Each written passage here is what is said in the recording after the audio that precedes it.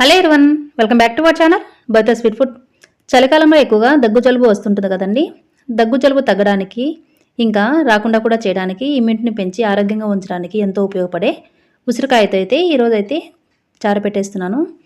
ఈ ఉసిరికాయ చారు చేయడం కోసం అయితే ఒక హాఫ్ కప్ అంత కందిపప్పు తీసేసుకొని శుభ్రంగా కడిగేసుకొని ఒక హాఫ్ అన్ అవర్ కావాలంటే నానబెట్టుకోవచ్చండి. నానబెట్టినట్టయితే తొందరగా ఉడికిపోతుంది. ఇప్పుడు హాఫ్ కప్పుకి ఒక 2 కప్స్ అన్ని వాటర్ పోసేసి కుక్కర్లో పోసేసుకొని ఒక 2 విజిల్స్ వచ్చేంత వరకు ఉడికించేసుకోవాలి. ఇప్పుడు ఉసిరికాయలను అయితే శుభ్రంగా కడిగేసి తీసేసుకున్నాను. ఇలా బాగా ముదిరికాయలు అయితే టేస్ట్ అనేది బాగుంటుందండి, వగరు తక్కువగా ఉంటుంది కాబట్టి ముదిరికాయలు అయితే తీసుకోవాలి.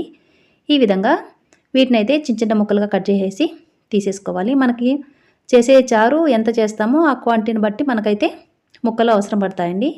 నేనైతే ఒక 4 కాయలు తీసేసుకొని ఈ విధంగా ముక్కలుగా కట్ చేసేసాను. ఇవి సైజులో పెద్దగా ఉన్నాయి కాబట్టి 4 కాయలు సరిపోయాయండి.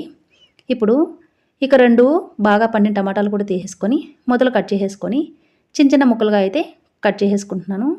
ఈ విధంగా వీటిని కూడా కట్ చేసేసుకున్న తర్వాత ఒక మిక్సీ జార్ తీసేసుకొని వీటన్నింటినీ మిక్సీ జార్లోకి అయితే వేసేసుకొని వీలైనంత మెత్తగా గ్రైండ్ చేసుకోవాలి. ఇలా చేయడం వల్ల ఏంటంటే మన చారు అనేది చాలా చిక్కగా రుచిగా ఉంటుంది. ఇప్పుడు చూడండి మెత్తగా గ్రైండ్ చేసుకున్నాను కదా. ఇప్పుడు ఒక వెడల్పాటి కడాయి తీసేసుకొని ఈ పేస్ట్ మొత్తాన్ని అయితే కడాయిలోకి అయితే వేసేస్తున్నాను. ఈ విధంగా వేసిన తర్వాత ఇందులో సరిపడని వాటర్ కూడా మనం పోసేసుకోవాలి. ఈ విధంగా సరిపడని వాటర్ పోసిన తర్వాత రుచికి సరిపడా ఉప్పు వేసుకుంటున్నాను. ఒక 1.5 స్పూన్ అంతా ఉప్పు వేసుకుంటున్నాను. తర్వాత ఒక హాఫ్ స్పూన్ పసుపు కూడా వేసేసుకొని బాగా కలిపేసుకోవాలి.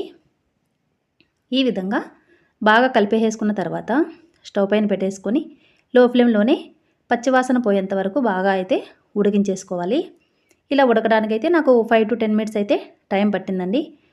పచ్చి వాసన పోయి మంచి స్మెల్ వస్తుంది. అప్పటి వరకు అయితే మనం ఉడికించుకోవాలి. ఇది ఉడుకుతూ ఉండగా మనమైతే చారుకు అయితే పౌడర్ అయితే రెడీ చేసుకుందామండి. దీనికోసం అయితే ఒక ప్యాన్ తీసేసుకొని అందులో అయితే 1 స్పూన్ మిరియాలు, ఒక చిటికెడన్ని మెంతులు, 1 స్పూను జీలకర్ర, 1 స్పూను ఉద్దిపప్పు, 1 స్పూను ధనియాలు, 1 స్పూను శనగపప్పు, 2 ఎండుమిర్చి కూడా తీసేసుకొని లో ఫ్లేమ్లోనే మంచి వాసన వచ్చేంత వరకు ఫ్రై చేసుకోవాలి. ఇవి పచ్చిగా లేకుండా మంచి వాసన వచ్చేంత వరకు ఫ్రై చేసుకోండి. లేదనుకోండి చారు అనేది అంత రుచిగా ఉండదు.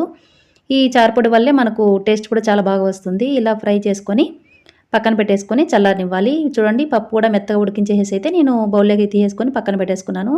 ఇప్పుడు మనం ఫ్రై చేసుకున్న ఈ దినుసులన్నీ వేసేసుకొని మెత్తగా అయితే గ్రైండ్ చేసుకోవాలండి. మన చారు పొడి అయితే రెడీ అయిపోయింది. చూడండి చాలా మెత్తగా అయితే గ్రైండ్ చేసుకోవాలి. ఇప్పుడు చారుపొడి కూడా రెడీ అయిపోయింది కదా. ఇప్పుడు ఇది చూడండి ఉడుకుతూ ఉంది కదండి. ఈ చారులోనే మనం ఉడికించి పెట్టుకున్న పప్పును కూడా పోసేసుకొని ఒక 1.5 స్పూన్ అంతా ఈ చారుపొడి కూడా వేసేసుకుంటున్నాను. ఇప్పుడు బాగా కలిపేసుకున్న తర్వాత ఇందులో ఒక చిటికెడు బెల్లం ముక్క వేస్తున్నానండి. దీనివల్ల ఏంటంటే రుచి అనేది ఇంకా బాగా వస్తుందండి. అన్నీ ఈక్వల్గా ఉప్పు కారం అన్నీ ఈక్వల్గా అవ్వడం వల్ల టేస్ట్ అనేది బాగుంటుంది. తర్వాత రుచికి సరిపడా ఉప్పు చెక్ చేసుకొని నేను ఆల్రెడీ 1.5 స్పూన్ ఉప్పు వేసాను కాబట్టి రుచికి సరిపడా ఉప్పు కోసం అయితే ఇంకొక హాఫ్ స్పూన్ వేస్తున్నాను. ఇప్పుడు మొత్తం అన్ని కలిసేలాగా బాగా కలుపుకున్న తర్వాత ఇంకొక 2 to 3 మినిట్స్ పాటు ఉడికించేసుకుంటే సరిపోతుందండి. ఇప్పుడు చూడండి చారు కూడా చాలా చిక్కగా ఉంది కదండి. పలుచగా కాకుండా అన్నంలోకి అయితే ఇంకేం అవసరం లేదండి. ఈ చారుతో తినేసేయచ్చు. ఇప్పుడు చారు అయితే బాగా మరిగేసింది, రెడీ అయిపోయింది. దీనికి మనం పోపు పెట్టడం కోసం అయితే ఒక కడాయి తీసేసుకొని నేను శనగ నూనె అయితే వేసుకుంటున్నాను. ఒక 2 స్పూన్స్ శనగ నూనె వేసుకున్న తర్వాత వేడయ్యాక ఆవాలు జీలకర్ర వేసుకొని చిటపట్లాడిన తర్వాత పొడవుగా కట్ చేసి పెట్టుకున్న పచ్చిమిర్చి, 2 ఎండుమిర్చి, కచ్చాపచ్చగా దంచి పెట్టుకున్న వెల్లుల్లి, కరివేపాకు కూడా వేసేసుకొని లో ఫ్లేమ్లోనే బాగా గోల్డెన్ బ్రౌన్ కలర్ వచ్చేంత వరకు ఫ్రై చేసుకోవాలి. తర్వాత చిటికెడు ఇంగువ, సన్నగా తరిగి పెట్టుకున్న ఫ్రెష్ కొత్తిమీర కూడా వేసేసుకొని ఫ్రై చేసేసుకోవాలి.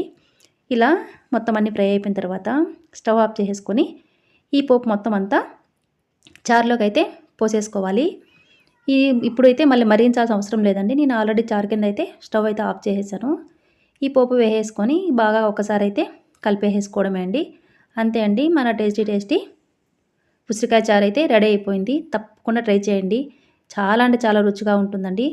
అద్భుతంగా ఆరోగ్యానికి ఎన్నో ప్రయోజనాలు అండి ఈ ఉసిరికాయ చారును మీరు కూడా ట్రై చేయండి. ట్రై చేశాక మీకు ఎలా వచ్చిందో కామెంట్ సెక్షన్లో కామెంట్ చేయడం అయితే అస్సలు మర్చిపోవద్దండి. వీడియో మీరు ఫస్ట్ టైం చూస్తున్నట్లయితే ఛానల్ అయితే సబ్స్క్రైబ్ చేసుకోండి. Thanks for watching.